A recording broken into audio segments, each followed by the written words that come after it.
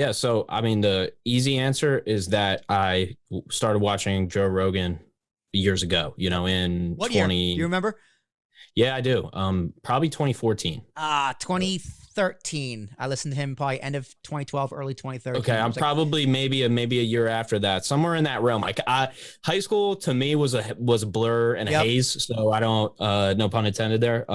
It was, so I don't really remember specifically, but I got into him. I was just, consuming content online and mostly YouTube. I was just binging YouTube. It was kind of post video game phase for me. Like video games, I just wasn't into as much anymore. And I was really getting into these kind of figures online, right? So I get into Joe's podcast. Later on 2016, I find Tim Ferriss, read his books first, then got into his podcast because he launched that in 2014.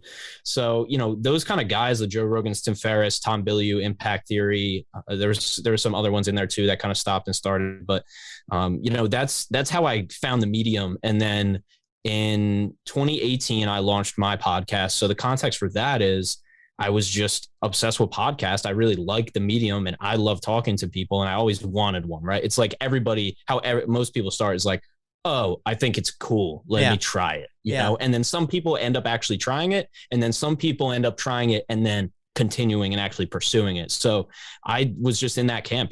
I had two friends that were not even that close to me, but I mentioned the idea to them because they liked my music.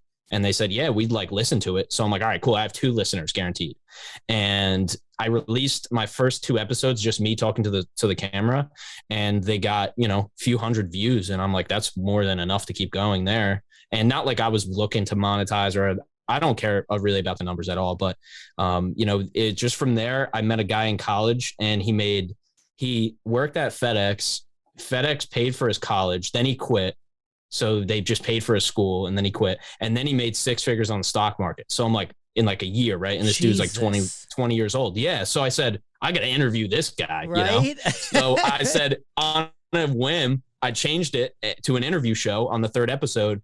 And then 4 episodes later, I rebranded it to Bopcast. And then now for the last 50 plus episodes, I've been Bopcast. So that's kind of the evolution of the podcast.